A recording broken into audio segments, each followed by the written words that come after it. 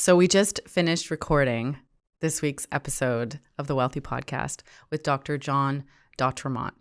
You may have heard of him if you have anything going on with your sinuses or your nose, ears, because he is an ENT. This conversation literally blew my mind. It blew Jason's mind, our producer, and it blew Arden's mind, our production manager.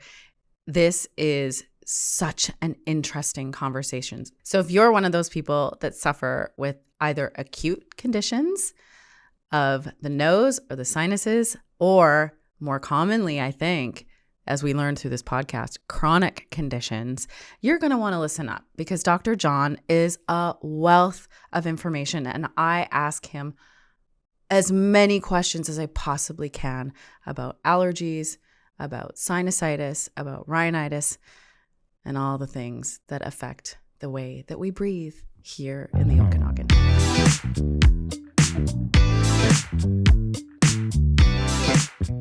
Welcome back to the Wealthy Podcast, where we explore the big conversations around health, wellness, the systems, and most importantly, the people that shape our care.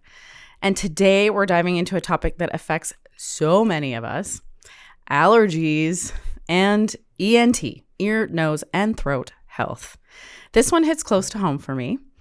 Both my husband and my two kids struggle with allergies, all in kind of different ways. But the impact is pretty brutal, from relentless congestion to disrupted sleep and freaking snoring. And chronic sinus issues. I've seen firsthand how these conditions can impact daily life. And our experience as a family is far from unique. Recent data shows that respiratory allergies are on the rise in Canada, with increasing numbers of adults developing sensitivities later in life. So, to help unpack why this is happening and what we can do about it, I'm thrilled to welcome Dr. Jon Dautremont to the show. Dr. Dautremont is a specialist in, I'm going to totally mess this up, but I'm going to try. Otolaryngology. Otolaryngology. Very close. Otolaryngology. You got it. Hopefully I don't have to say that more than a couple more times. Whew. If we're in Europe, you would say otorhinolaryngology. So even longer. Oh, that is just, yeah, okay. It's just mean. Otolaryngology. Mm-hmm. Okay. Better known and hence to referred to as ENT. And he's dedicated his career to helping patients navigate conditions affecting ears, nose, throat, and sinuses. So Dr. Dautremont's clinics are just one clinic?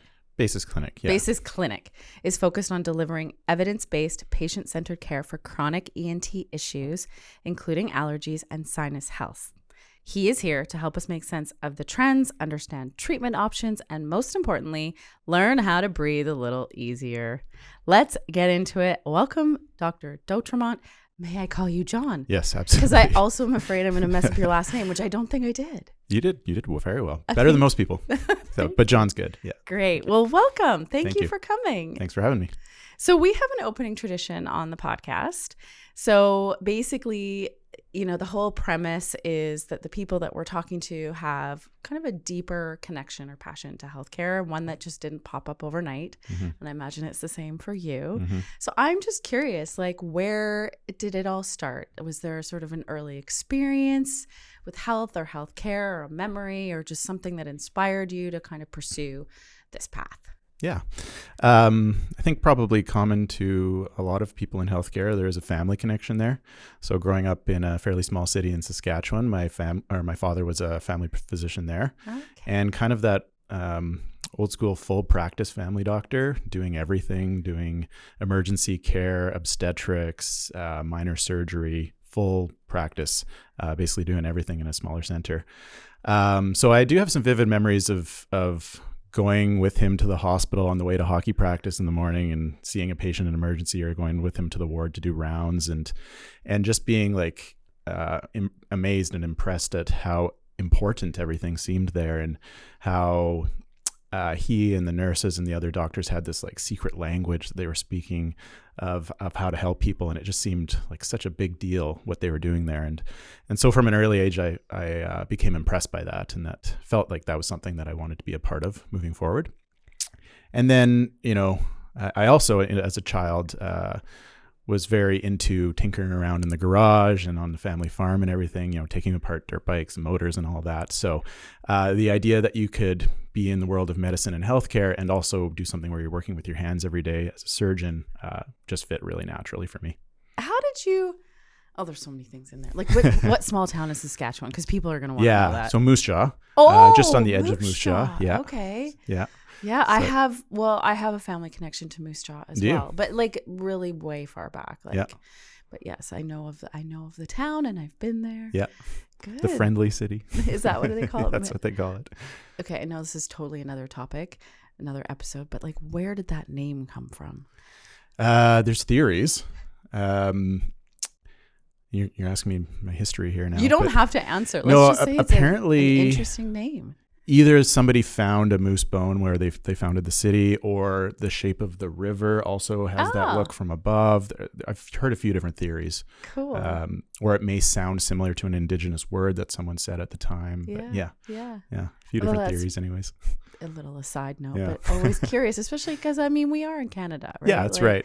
There's all sorts of weird named cities across this country. Exactly. Yeah, for sure.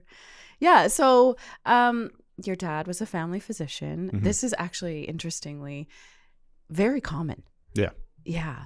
So they are sort of like the jack of all trades, or Jill of all trades of kind of health, the primary sort of insertion point for many people into health journeys. So you probably saw it all. Mm-hmm. And so then, like, what made you decide? You sort of explained why surgery, but like, why ear, nose, and throat? Like, what happened in med school where you were like, ooh, sinuses? Yeah, exactly. I think, you get to, during med school experience, all the different surgical specialties, or you should anyways. And what drew me to ENT, a few things. One, the type of surgery we get to do is very fine and delicate work. Yeah. We're dealing with the smallest structures in the body, with the bones in the ear, with the sinuses. So that was a draw to me. I kind of like the finer, more detailed work. And the other interesting thing is that, unlike other surgical specialties, we're more of a regional specialty. So we don't have a medical counterpart to what we do as a surgeon. Oh. So say like a cardiac surgeon and a cardiologist, or a neurosurgeon and a neurologist. So you do both. We do the diagnostics and the medical management for the diseases we treat as well. Mm-hmm. So it isn't all just surgery. We have patients that we follow along clinically and with medical therapy as well. So it's a bit more all-encompassing in that regard. Yeah. And that drew me as well.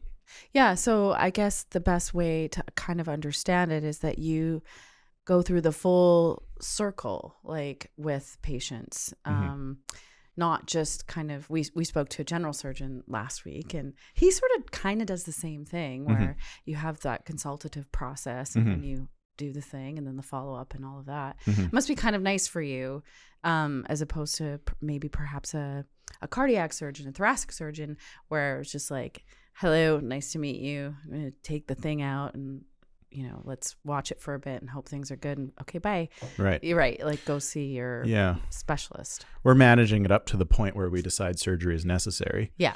And so I know exactly what that patient's already been through, and what's been tried and what has worked and what hasn't, before we get to that point of deciding surgery, rather than meeting somebody and saying, okay, we're doing your surgery tomorrow. Yeah. Which works for a lot of specialties, and that's the way it needs to be set up. But it's a little different in our area.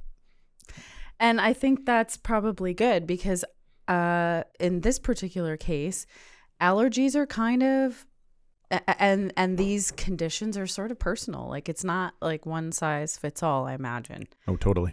Yeah. Yes. So let's just circle back and get specific. I'm going to say it one more time. What is otolaryngology? Yeah. Or what exactly do you specialize in? Yeah. So otolaryngology, or otorhinolaryngology, if we want to say the full name, it's for our listeners in Europe. Exactly.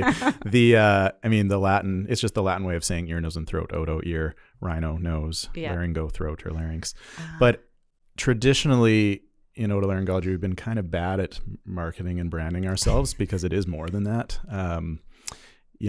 now we're starting to use the phrase like head and neck surgery a bit more, which Mm-hmm. is probably more accurate, because really we'll deal with anything from the shoulders up, other than the eyes and the brain, although we do work with those specialists as well from time to time. But outside of the ears, nose, and throat conditions, we're also dealing with various cancers of the oral cavity, of the saliva glands, thyroid gland, reconstruction of those areas, skin cancers, facial, plastic, and reconstructive surgery, facial aesthetic surgery. So it is ENT, although it's a good phrase, easy to remember, easy to say, doesn't really capture the full breadth of what we do. You need a marketing person. We do, Yeah. yes. Okay. Well, I can certainly say head and neck is probably a better way to capture what exactly you guys are doing. Mm-hmm. Okay. And so here's the other thing. Your services, ENTs, head and neck, like probably the most in demand, I would think. And this is just anecdotal, but I also feel like I've heard this over the years time and time again, that these kinds of services are just in such high demand these days. Why? Well, it's common. 15% of all visits to a primary care physician are related to an ENT related condition for adults, and it's probably double that, around 30% for kids. So it's a huge number of people coming in every day with an ear, nose, or throat problem. And we're a small specialty. There's 4 of us here in Kelowna. There's 2 in Penticton, 2 in Vernon, 3 in Kamloops. So that's a small number of people basically servicing the entire province outside of the Lower Mainland. Wow. And we graduate 23 to 25 new residents a year across the whole country. So it's not a lot of otolaryngologists to service conditions that comprise 15% of all adult presentations to a primary care physician. Well, and just to put that in perspective, in the interior health region, KGH, for example, is a referral center for up to 1 million people. I mean, that's and then 30%, math was not my strong suit in school, but it doesn't take, a lot to realize that's a lot of people that are impacted. For sure. Yeah. It's a lot of people being referred to us. It's a lot of people to see and on a wait list, unfortunately, but yeah. And there's not much we can do about that. But I do think that it's helpful for you. I'm so grateful that you just said yes when I asked if you would come in and sit down, because I think there's a lot of questions that people have that you can answer that are frequently asked questions. I was reflecting when I was putting together our list of questions for you, sometimes I have to think a little bit, what is going to be super relevant to a broad audience? What would they ask? And it takes me some time. Your list of questions took me literally 15 minutes. Yeah. And I had to stop. I'm because I just feel like it's such a common issue, whether it's allergies or sinus. And we're going to kind of get into all of that. I would love to know, has it been your experience that sort of allergies and this chronic sinus conditions are on the rise, or was that something that ChatGPT just told me? No, that's true. And the epidemiologic studies would support that especially in developed countries, we're seeing increasing numbers of patients developing allergy, which can coincide with exacerbation of other chronic inflammatory conditions like sinusitis or their asthma and things like that. Yeah. And what, again, I know that you sort of deal with the downstream impacts of that, but what, in your opinion, is driving that? I think it's twofold. There's factors that are intrinsic to why more people are developing allergy in the first place. And then there are factors that are extrinsic, environmental, that are leading to people with allergy getting worsening symptoms or noticing their symptoms more. So kind of intrinsically, we're seeing more and more children develop allergy in those younger years. And the theory behind that is called hygiene theory or hygiene hypothesis, which actually has good evidence behind it now. So the idea there is that we're very clean now in our society, which is good. Yes. Kids are spending less time, playing in the dirt and being around other kids that are sick and going to school sick and interacting that way. So I guess without getting into the weeds too much on the immunology side of things, When we're born, we have kind of a balance in our humoral immune system between what's called a Th2 skewed response and a Th1 skewed response. So we're born more towards the Th2 side, which is from a historical perspective helpful because that's the side of our immune system that can fight parasites, things like helminths and whatnot, and these things that we would be exposed to when you're living in a dirty environment and in a cave, or you have Eating a poor like a tiger or a lion exactly. or something like that. You have a poor quality water source, so you're exposed to those things. So that's useful in that situation. But this is also the side of the immune system that activates eosinophils, mast cells, things that can cause histamine release. So that skews you more towards having an allergic type response to things.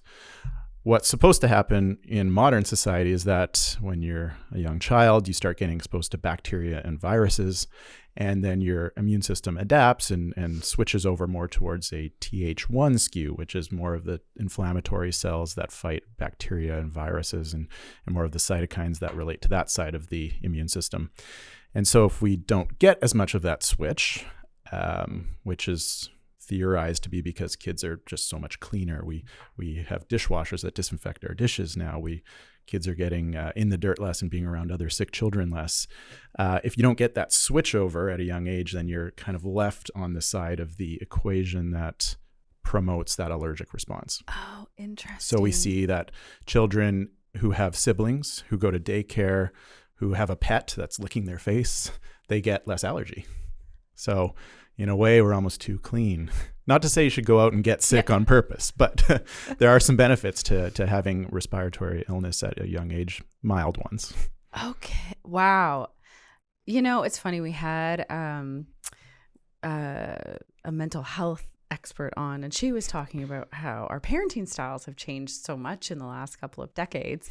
And I imagine that this like hyper clean obsession that we have is kind of part of that shift. Is like we're maybe like quite protective of our kids.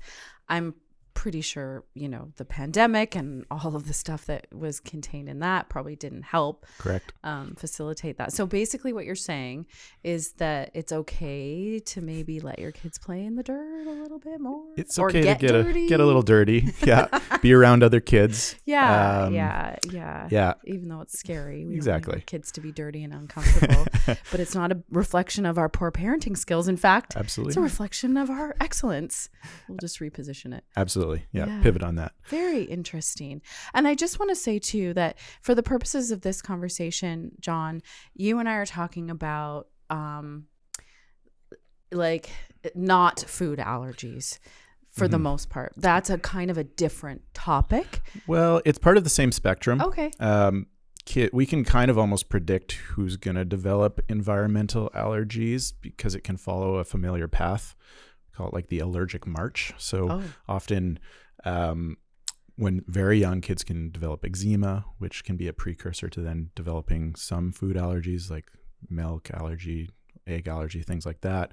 And then these kids we know are more likely than later develop asthma or allergic rhinitis. So part of the same system, but kind of approached in a different way. Interesting. Yeah. I had eczema as a kid. It was awful.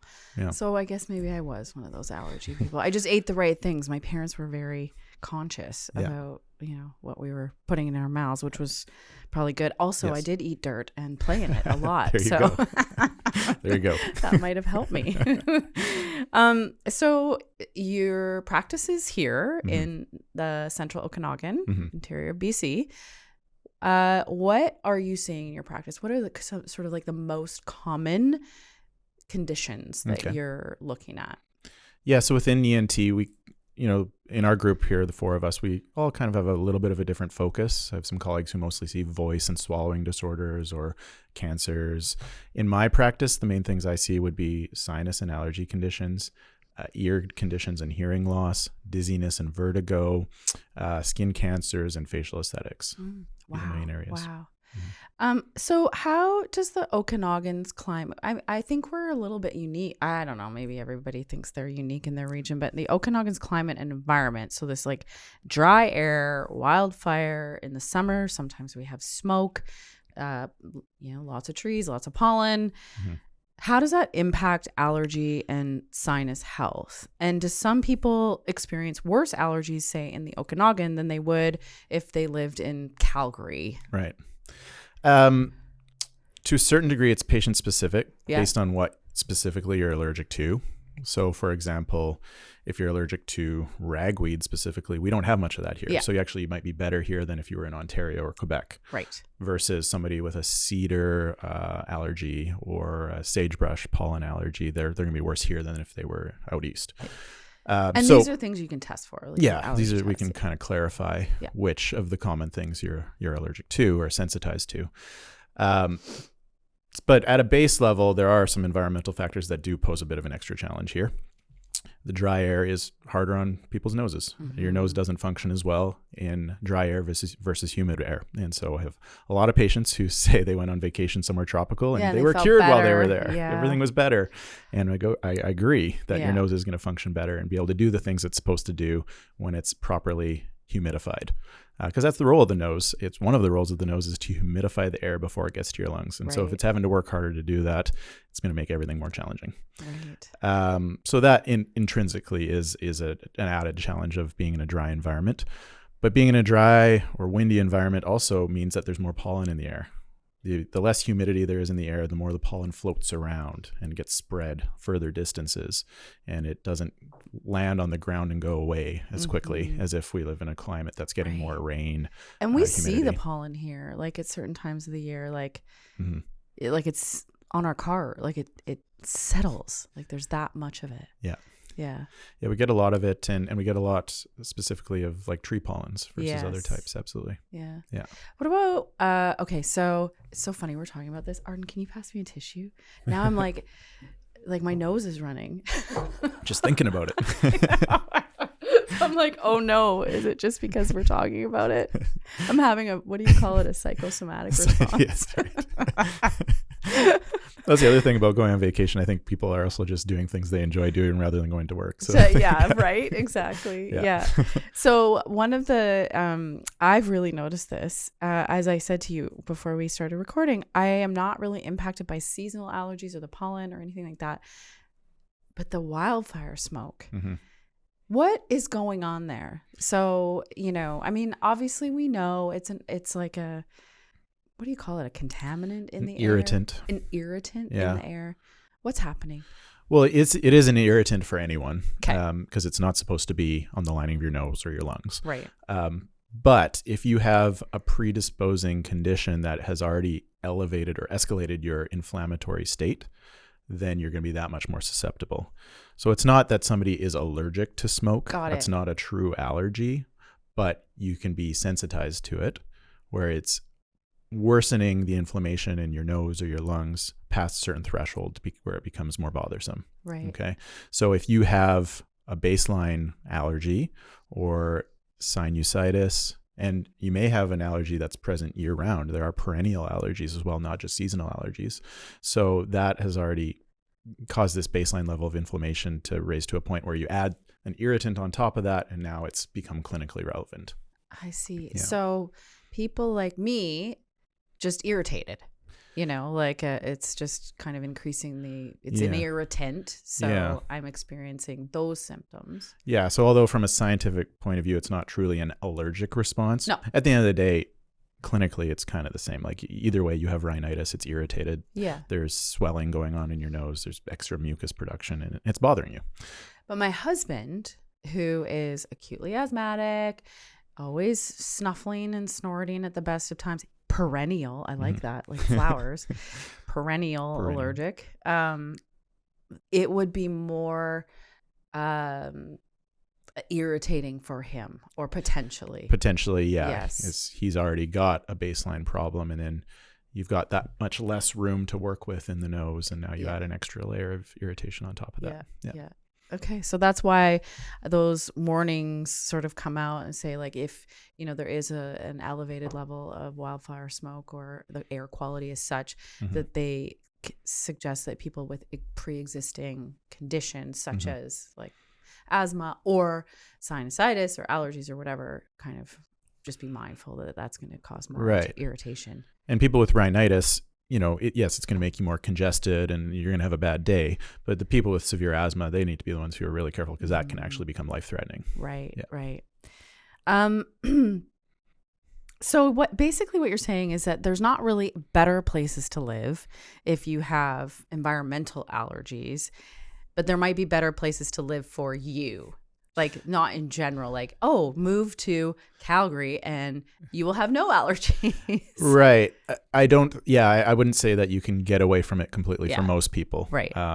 Most allergies are present most places. They may be to different degrees. Yeah. But there are places that are going to just allow your nose and lungs to function better. So most people would probably be better than Hawaii than in Kelowna. Right. Okay. Just because of the humidity in the air. That's right. Yeah. From that point of view, there are other, not to get into the weeds, but there are other conditions that can occur in the sinuses in people who live in a more humid climate. So there can be...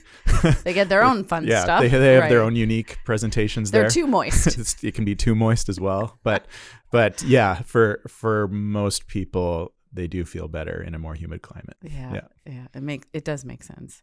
Okay. Quick question, because I feel like this is the place to ask it. Like for people that do struggle with the dry air like that. Okay, wait. Before I go there. Mm-hmm. What is sinusitis? Sinusitis? Sinusitis. And rhinitis. I should have written all these down. What are those, and what's like the difference between the two? Absolutely. That's a great question. Yeah. It's something I really like to focus on. So rhinitis means so itis just means inflammation. Yeah. Anytime we use that term means inflammation somewhere in the body. Rhinitis means inflammation of the nasal cavity. Okay. So where the air is actually passing through your nose to get to the throat and lungs. Okay. So like where? This is why we have video. There we go. Like here? It's kind of like the triangle of your nose, but going straight in through your head. Okay. So this spot here. Okay, just so like your nose area. And then turning the corner to go down into the throat. Got it. Okay. Whereas the sinuses are the extra spaces around your nose that connect into the nose. The nose is the common pathway, but then there's these extra spaces that come off into other parts of our skull called the sinuses. And those are the cavities. They're extra cavities. Up above your eyebrows, below your eye socket. Between your eyes. And there's a couple right at the back in the middle of your head as well. Okay. Yeah. So rhino, nose, sinus, extra cavities. Yeah. Okay. So it's an important distinction because rhinitis just means that there's inflammation in the nasal cavity. Sinusitis means there's inflammation in the sinuses. People can have both, but not necessarily. Okay. So rhinitis is much more common than sinusitis. Which is so funny because I think people say sinusitis is more common. Correct. Well, people often will just default to the term sinus. So my sinuses are plugged, so I can't breathe. You don't actually breathe through your sinuses. You breathe through your nose. The sinuses are these extra spaces. We don't even really know for sure why we have them. There's theories, but they can cause problems. But where you actually breathe through is the nasal cavity. So that's more of the rhinitis issue. Okay. So keep going. Yeah. Yes. So after you've differentiated rhinitis from sinusitis, it's important to differentiate acute from chronic. Okay. So acute rhinitis or acute sinusitis is an infection. Essentially. Okay. So viral for rhinitis, because usually it's the common cold. If you want to be technical, you can call it acute rhinitis. Okay. But we usually just use the phrase, means it's like a cold. Acute is like, it's like something gnarly is going on. It just means it's short term. Yeah, it's a short term problem. Yeah. So it's going to last a few days to a few weeks. Right. Okay. Acute sinusitis, usually an infection of the sinuses. Usually we're talking about bacteria there rather than a virus. Okay. And that will last a couple weeks, maybe a couple months even. Okay. Whereas chronic, meaning lasting more than a few months, ongoing, is not an infectious disease. So it's important to differentiate that. That's an inflammatory disease. Okay. So you can't treat it. So this makes a difference because how you treat it would be different. Correct. Yeah. So when someone says, I have a chronic sinus infection, that's a bit of a misnomer. You have chronic sinus inflammation, which is why when you get treated with antibiotics, maybe it feels better for a few days if there was some superimposed bacteria or something, but it didn't fix the problem. Right. It just comes back again. Yes. And so we know it's not an infectious problem. Otherwise, the antibiotics would fix it and you'd be better. So people can have recurrent sinus infections that you get one, you treat it, it goes away and you're good for a while. And then another one happens, you treat it, it goes away. That's possible. But if you have symptoms more days than not, and it's going on for months and months, that's no longer would be considered an infectious disease. That's an inflammatory disease. So the way to think about chronic rhinitis or chronic sinusitis is more akin to asthma than an infection. So I would describe it, it's like asthma of the nose and sinuses. The lining of your nose, the immune system within the lining of your nose and sinuses is overreactive. It's hyper responsive to things in the air, and it's reacting to things in the air as if it's a pathogen when it's not, as if it's something your body should be fighting when it's not. So it's like you have an infection all the time, but it's not actually a bacteria or virus causing it. Oh my gosh, I have so many questions. So the first thing that comes to mind is, let's say acute, right?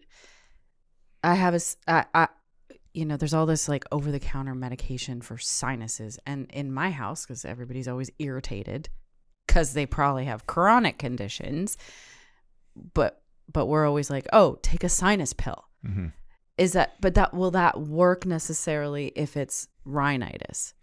It can. Okay. So the same process of inflammation that affects the nasal cavity is similar to what's affecting the sinus lining. So it's the same mucosa. So an anti-inflammatory would help. Yes, it can help both. Okay. Yeah. Okay. It's more important to differentiate rhinitis from sinusitis from, say, whether there's surgical options available to assist with that. Which we're going to get to. So I'm sort of going from like, like the most benign intervention, which is like, take whatever it is, Advil or they're not sponsors, by the way. But then you have, so the other question that came to my mind is now talking about acute conditions. Antibiotics would treat those conditions if it's basically just the acute condition, it's just the infection. If it's a bacterial infection. If it's viral, it's So most rhinitis lasting 3 to 7 days is viral. So it's supportive care, decongestants for a few days, saline rinses, you'll get over it. If we suspect it's bacterial sinus infection, so maybe it started with a cold, but then it got worse at a week in, and you're starting to feel worse instead of starting to get better when you would expect to start getting better, or you develop a fever, or you've got that bad smelling foul discharge coming out of your nose. Okay, that's where antibiotics are probably needed. Got it. Yeah. Okay. It is cold and flu surge season right now, so it's timely to understand the difference. Now, a couple of months ago, I took my daughter to our family physician, and she was away, and so there was a guy there that was like filling in for her. It wasn't our regular guy or whatever. Nice guy, super great guy. Anyway, so we walk into the office. We were there for another reason. And he looks at her and he goes, do you have allergies? Do you snort a lot? Do you and he started asking her all these really strange questions because we weren't there for that. And she was like, yeah. And I looked at him, I'm like, and it's a real problem for her. Like now I know would be a chronic condition. Poor Jade. She's going to be like, why are you telling people this? But like always congested, always kind of snorting and trying to clear something and sometimes sounding quite plugged up or whatever. Anyway, the tell, do you know what it was? Do you know how he knew? I'm guessing she had the allergic shiners, yes. The line. That's right. The crease on the nose. Oh my God. And we just thought that was like a cute little Jadeism. Like she has moms and dads of kids. If your child has a line on their nose, it's just like, I don't know, what would you call this? Like right above the tip? Just base of the bridge kind of? That's right. On the dorsum there, just above the tip. The dorsum. The dorsum. The bridge. That's a tell. It can be, yes. For what? Well, it would just mean that they're frequently wiping their nose as you demonstrated, and that they've got For those of you listening, you didn't get to see my that's upward right. nose wipe. Yeah. So they've got a runny nose frequently. Yeah. And they're dealing with that the way they know how. Yeah, totally. Yeah. I mean, obviously there's the problem, which we'll talk about, but like even just the chronic rubbing upward of the nose and that line, can that like go away, or Yeah. can that be like destroy their little noses? No, it's not going to damage anything. It's Okay. irritating to the skin Yeah. to be doing that. But with the crease, they'll grow out of it as they get older. Yeah. Yeah. But the dark circles under the eyes, the main tell is that they always have their mouth open. They're just kind of sitting there with their mouth open all the time. Yes. So that's a good tell that something's blocking things. Yeah. So what's going on in there? Like why like what's happening? Well, most likely she has congestion in the nose, so swelling of the tissues. There's structures in the nose called the turbinates. They're like the little air filters in the nose. We have 3 of them on each side, and they get swollen and inflamed. So they're supposed to be there to filter things, but they can become too large after in a chronically inflamed state. That's probably the most likely thing. But without having a look in there can be other things. You could have a deviated septum. You could have a big adenoid tissue at the back of your nose blocking things. You could have nasal polyps. There's a few different reasons, but most commonly would be just generalized inflammation and swelling. Right. Yeah. I feel like this is quite a common problem these days. And I'm speaking specifically for kiddos, but probably also adults. What's sort of the first step? Are there things that people can try? Like we put a humidifier in my daughter's room and just hoping that would help. But are there other sort of at-home remedies that we can try first before we sort of get to that place where we're getting the referral and going to kind of the next steps, which we can talk about? Right. So short of prescription medications, saline rinses are useful. Yeah. So you can buy the pre-made packets in the kit at the drugstore. You can make it yourself, just a teaspoon of table salt, a teaspoon of baking soda into the little sinus squeeze bottle or the neti pot. The squeeze bottle is easier, by the way. Yeah, totally. Way less messy. Yes. Yeah.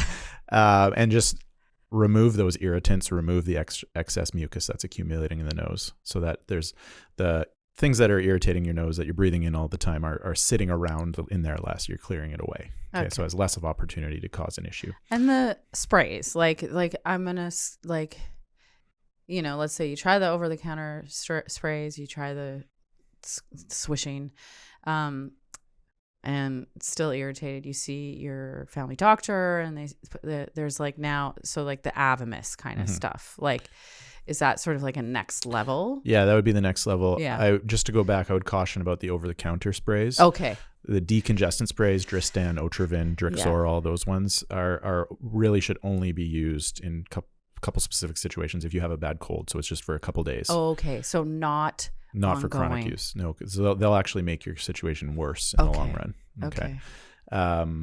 I have some patients who use them when they're flying just for pressure equalization problems, right? So before takeoff, just before landing. But it's not meant as a long-term You shouldn't solution. be using it more for than 2-3 days at the most. Okay. Otherwise, you start to get a rebound effect when that drug wears off, where you get more congestion, because the way that drug works is by closing off blood vessels that are supplying the tissues of your nose.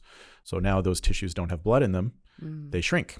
Right. Okay. So it feels better for a little bit, but now then it comes back. Those tissues are being starved of oxygen, and as soon as that drug wears off, it's like your tissues can finally take a breath and they swell even more. And that's how people get addicted to those sprays. Okay. So word of caution about the over-the-counter nasal sprays. I wish they weren't over the counter, but I digress. Well, and sort of by comparison, some of the prescription nasal sprays, I mean, full disclosure, that's what was prescribed for our daughter, and it seems to really be working. Yes, those ones are safe for long-term use, the nasal steroid sprays. With anything, there are rare side effects, so I have to keep an eye on those things. But for most people, those are safe to use. The term steroid can seem scary to hear, that you're going to put your child on a steroid, but when we're using it in the nose, it's absorbed systemically in such a small amount that it's safe. Yeah, we have the studies to prove it. Great. So I much rather be using that if you're needing something chronically versus an over-the-counter spray. Yeah. Okay, so then what? So then we're still obstructed. Something else is going on, or it's just not enough, or we finally need to go and see Dr. Jon. When do we know that that's the case? Yeah, I would say after failure of a first-line nasal steroid spray, Mm-hmm. Specifically for nasal symptoms, plus or minus an oral antihistamine if you're getting other symptoms related to allergy, so skin reactivity, itchy, watery eyes, that sort of thing. Right. Okay. If being consistent with that for 2 to 3 months, that's key, because nasal steroid sprays don't work immediately. They have a cumulative effect. Right. So you have to use them for a few weeks before it starts to be useful. So if you've used it consistently for 2 to 3 months and we're not seeing improvement, that's a good time for a referral. Okay. Yeah. Okay. And then we can assess things anatomically. We Right. can take a look in the nose. You can put the little camera in there, see what's going on. Plus or minus looking at things like allergy testing. Right. Yeah.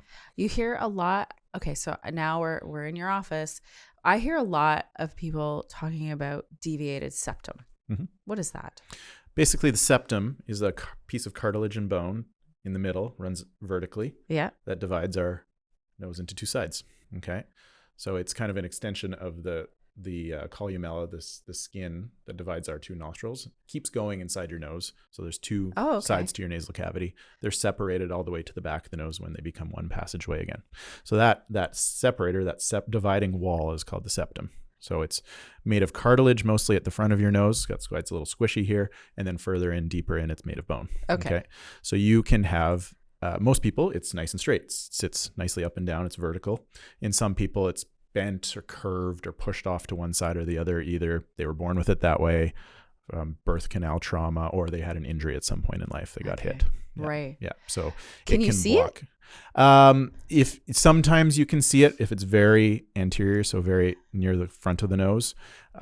Very easy to see with what's called a nasal speculum. Okay. So your family doctor can use this little device that stretches open your nostril, or we do this at the ENT clinic, and shine a light in there, and you can usually see that, okay, it's bending over to that side. And what would, like, if someone, because if you can't see it, you don't even know. Yeah. How might you know that is an issue? Yeah. If it's not clear enough to be visible to your family doctor, that's where we would need to use an endoscope to look further in. Yeah. You can diagnose it on a CT scan. Often they'll get diagnosed on dental CT scans, but I don't love that approach, because just because it's got a curve in it doesn't show me how much it's impinging on the airway. Right. So some people's septums are not perfectly straight because that's just the way their skull developed, but the rest of the skull has accommodated that. And so there's still a pathway for air there. So it's not really an important deviation. Right. Whereas when I look visually in the nose, you can see whether it's actually blocked as a result of that. Right. Yeah. And you can fix that. We can fix that. That's one of the things that you do a surgery and you're cured of that problem, assuming you don't hit your nose again. Right. Yeah. Well, and it's funny because, like, I think some people have the deviated septum, don't even really know what the trauma was, you know, whatever. They were playing dodgeball as a kid, got hit in the face. You sort of forget that, but the trauma lives on, kind of thing. So I think the telltale for most people is that one side is always worse than the other. Okay. So for people with allergies, one side is usually worse, but it flips back and forth. Yes. We have a thing called the nasal cycle. One side's always congested and it switches every few hours. Oh my gosh, we all know that feeling. It's just like, yeah, flips back and forth. And there's like this like heavenly few seconds when everything is clear. You're it's like, in the middle. Yes. And then goes over to the other side. Exactly. Yeah. But if it's always your right side that's blocked and then once in a while your left side also plugs up, then maybe there's an anatomic reason for that. That's a good telltale. Okay. All right. So now what about, so it could be deviated septum. What other things when somebody comes into your office, obviously it's now a scenario where it's a little bit more complex. Mm-hmm. What other things are you looking for? So I'm looking to determine whether it is rhinitis or sinusitis or both. Okay. So we can sometimes tell that on endoscopy, or sometimes we need a CT scan. So you're looking for inflammation. Yes. So is the inflammation just the nasal cavity, or is it also in the sinuses? Are there polyps in the nose, which are a feature of sinusitis? Okay. Is there signs of infection coming out of the sinuses? Can I see that? Do they have anything unusual, like a growth or a tumor or something that's blocking the nose? Or in children, is there adenoid tissue at the back of the nose quite large? That's that extra tonsil that's at the back of the nose. I'm going to ask on behalf of all of the parents whose children have tonsillitis, adenoids, snoring. why do we not take them out anymore? Well, we do still take them out, but we're a bit more careful about it. Yeah. Yeah. Okay. We're a bit more strict about who should have it done. Yeah. Because it's not, there are risks with surgery. And, Right. and unfortunately, sometimes you get a bad complication from surgery. So we want to make sure we're doing it for the right reason. Right. And so basically now it's limited to people who have significant obstructive sleep apnea. So to a degree where it's causing impairment in your daily function, or recurrent infections to a significant degree that we predict it's not just been a bad run. It's going to continue to be a problem in the future. Mm-hmm. So statistically, we can try and say, well, you've had this many infections over this amount of time. That would indicate you're probably going to keep having strep throat infections. Strep throat, right. So bacterial throat infections. So whereas sometimes we say, okay, you've had a bunch this year, but that was probably just bad luck. So you probably don't need to have surgery. Right. It's probably going to be fine moving forward. I know. I the approach has been very cautious with my children, which I appreciate, because I think the theory and the experiences that many kids do eventually, while it's uncomfortable and inconvenient, they do grow out of it. They do. Most children do eventually. Yeah. If there's no, like you said, obstruction. Exactly. So if they're literally not sleeping because they're blocking their airway all night, we need to do something about that. But if it's a minor inconvenience that they will grow out of, it's preferable to avoid, because we are starting to learn now that the tonsils and adenoids do play a role in the development of our immune system. There is some emerging evidence that people who have had their tonsils or adenoids removed may develop allergies at a higher rate or have autoimmune conditions at a higher rate. So that is, it's early work, but there's some suggestion there. So again, just we have to decide in all cases of surgery, is this really necessary? Right. Yeah. This is really, really interesting information. I have abandoned my list of questions because I'm just sort of going with the flow of conversation. I want to ask you about, you're an ENT surgeon, right? So you mentioned some of the conditions, more complicated conditions that people are coming in presenting with. In what cases are you looking at surgery? Okay, my husband, I already told Dr. John this, but my husband is on his wait list because he has polyps. And they're so annoying for me. I'm just going to say this as the wife of somebody that has polyps. Because he snores so loud and it's rattly, right? Can you just take them out? And I'm not saying for Darcy, but I'm just saying in general. Yeah. So that's kind of the art of it, is deciding based on what we're seeing, is this something where I could do a surgery and that's going to take care of the predominant issue here once and for all. Yeah. So sometimes that might be that deviated septum. If we just fix that, sure, it looks like you have some allergies as well, but the main issue is the deviated septum. If we just fix that, we know you're going to be better. And you may be good enough that you don't need to use nasal sprays and things moving forward. However, sometimes I'll see somebody, the septum's a little deviated, but the primary driver here is your allergies. So rather than going to surgery, what we really need to do is get you on a proper spray, potentially do some testing for that, because that's where the biggest bang for our buck is going to be. If we do a surgery to straighten this little bit of a deviation, you're still going to have issues after. Okay. So that's kind of deciding what's the main contributing factor here.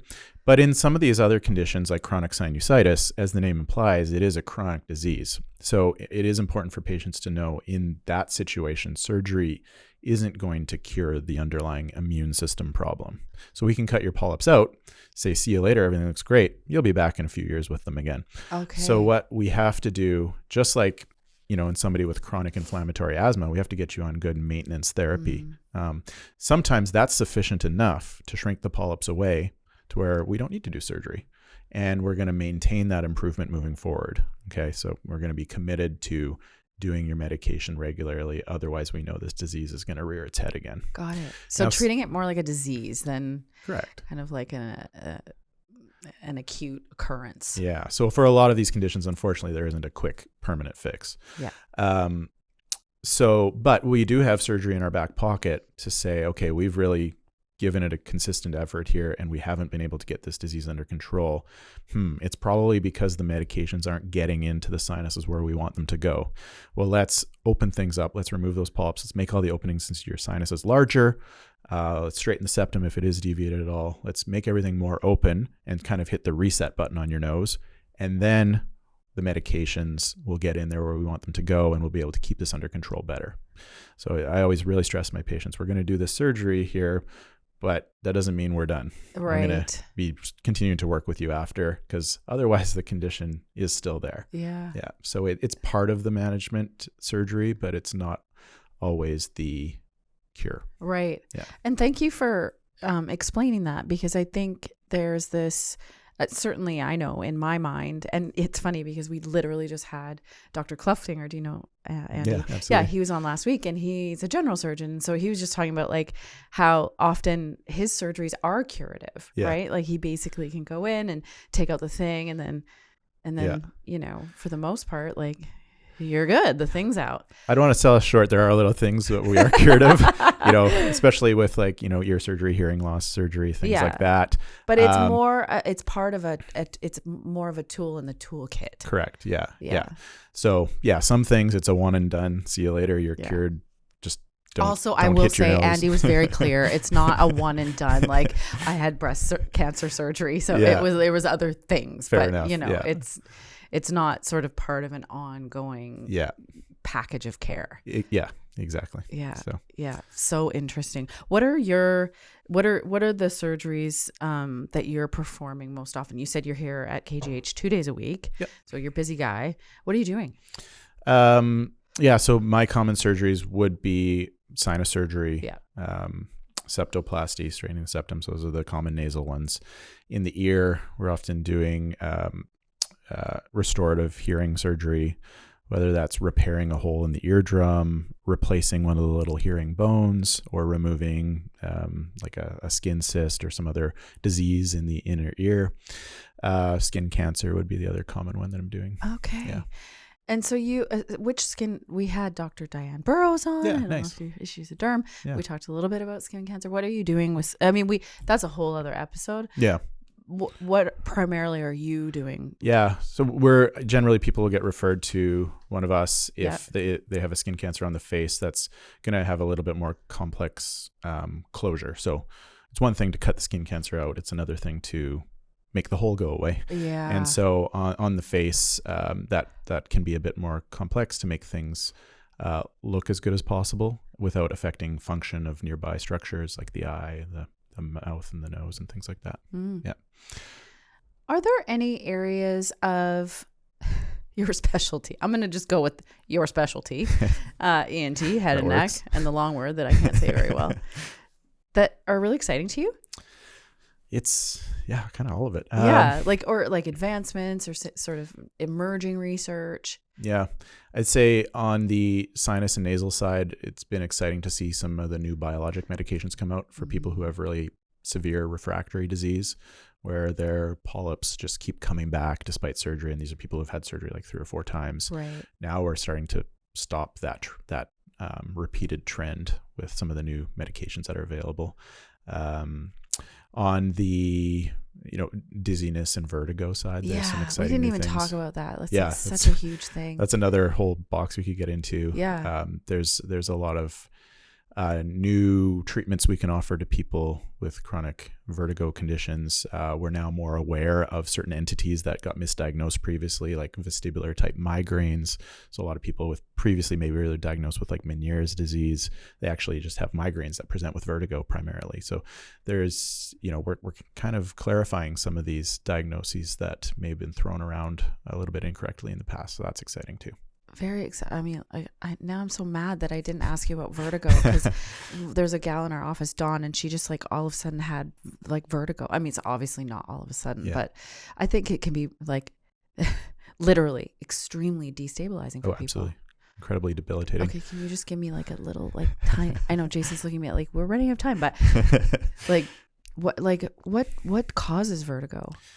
I know there's a it's lot. a whole other episode. But there's a lot. If you can give it like your elevator.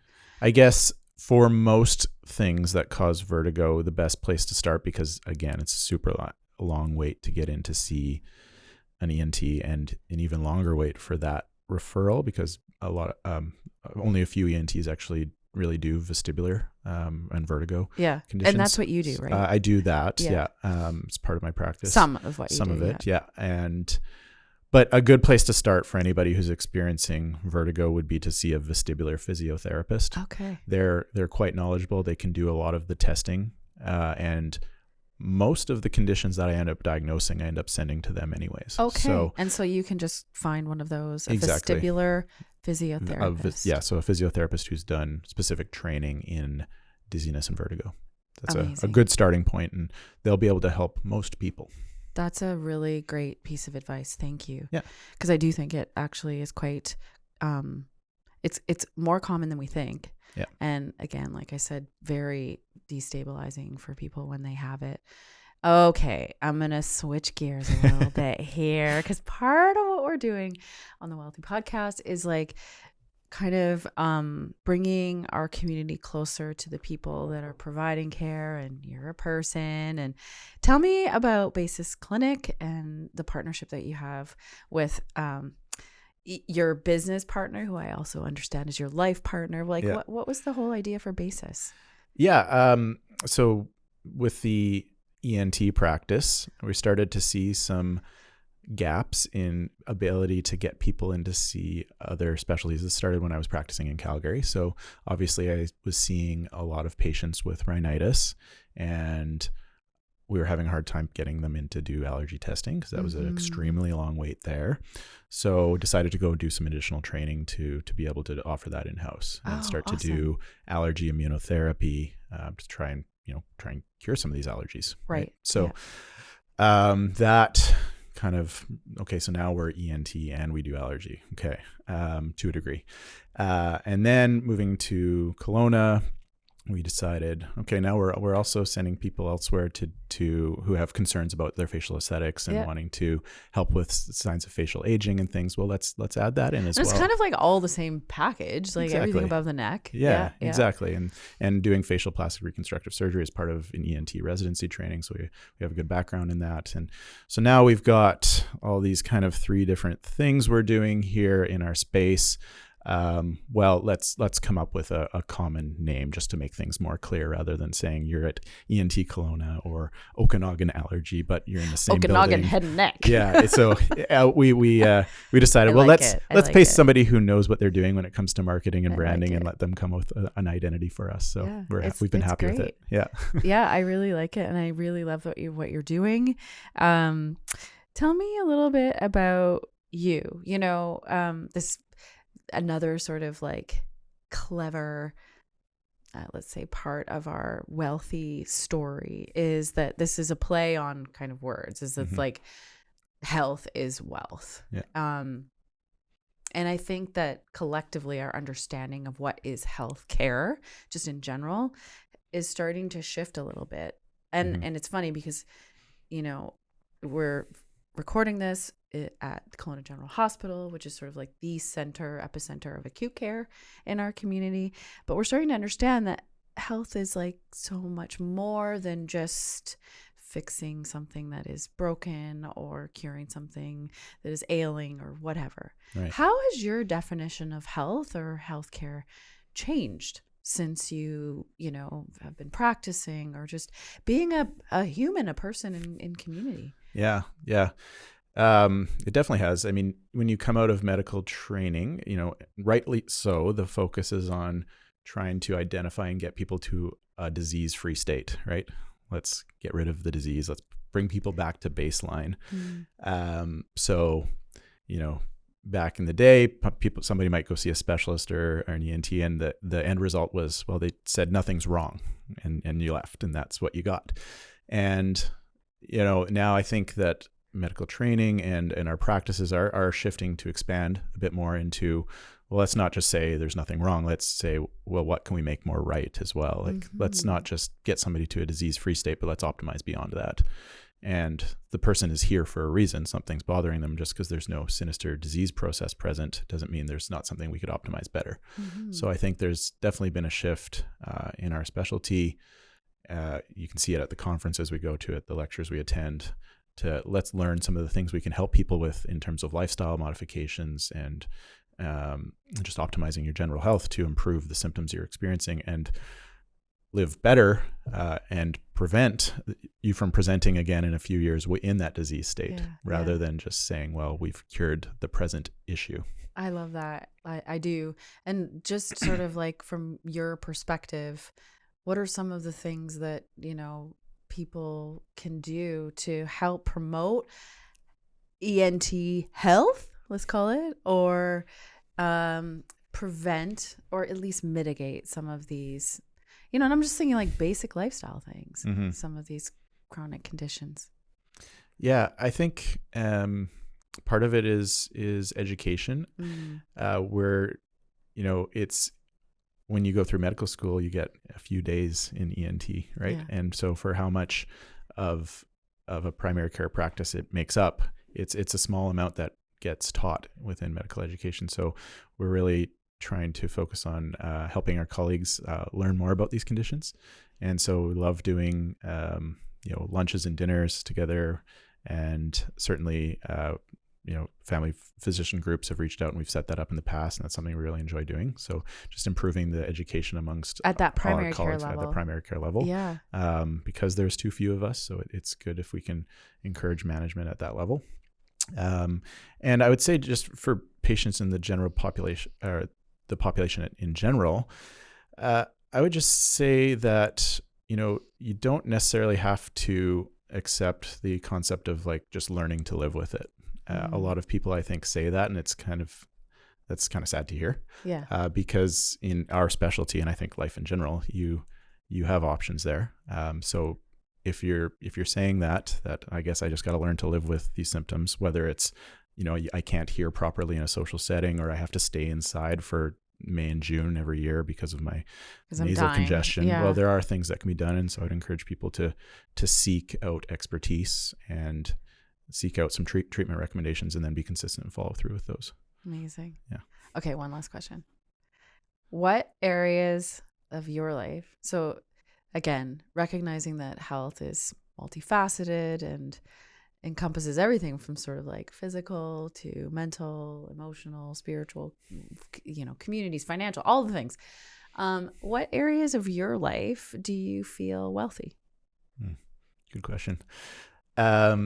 I feel grateful that I have interests and hobbies that are where we live is able to accommodate those. Yeah. It's part of the reason I myself moved to Kelowna, and why I think a lot of people like, what are those? Can I ask? Oh, like golfing? Yeah, it's going to be all the all the classic Kelowna traits, right? Skiing, hiking, biking, boating. Yeah, boating. Yeah. But no, it's good. It's just thankful that the things I'm interested in doing are the things that are also going to promote health and longevity, to be able to keep doing those things. So it's kind of a nice self-perpetuating cycle. So thankful for that.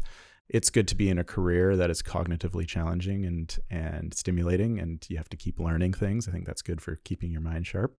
And I feel very fortunate to also have a career and a background that allows you to kind of have medical literacy in other areas that aren't my specialty. So I can learn about things that pertain to my health from other sources, and to be able to sift through and determine whether a source of information is useful or not. Right. And I hope, that's an advantage you have going through healthcare education. And I hope that we can extend that to people who don't have that advantage.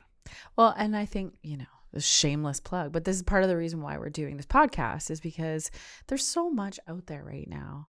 And the access that we have to specialists like yourself is limited because of just the system that we're in, right? So being able to invite people like you, have a conversation, ask all of these questions that like a lot of people are wondering, Yeah. And having you share that information from the perspective of somebody that has access to the information, that's working in this particular specialty every single day, is such a huge service to our community. So I really thank you for sharing that, like for not only, having gratitude for that being a part of your life, but for being open to sharing that with the community as well. Yeah. Well, thank you for doing this. This is a valuable tool for people if they can pick up a tidbit or two and something that can improve their quality of life. Absolutely. That's huge. I love it. Is there any last words, anything that we didn't cover that you want to share with us? Well, there's so much. We might have to do this again sometime, because I would love that. I think, we scratched the surface on a few topics, but I'd be happy to chat again anytime. Okay. He said it. You heard it, folks. If you have any questions that I did not get to for Dr. Jon, send them to us at the KGH Foundation, and we will have him back and answer all of your questions about allergies and chronic sinus, ear, nose, throat conditions, everything above the neck that's not in your brain. We can talk about. So Absolutely. Thank you. You're welcome. It has been a pleasure. You're just a really down-to-earth, genuine guy. So nice to have you. And thank you so much for what you're doing in the community. Well, thank you as well. Appreciate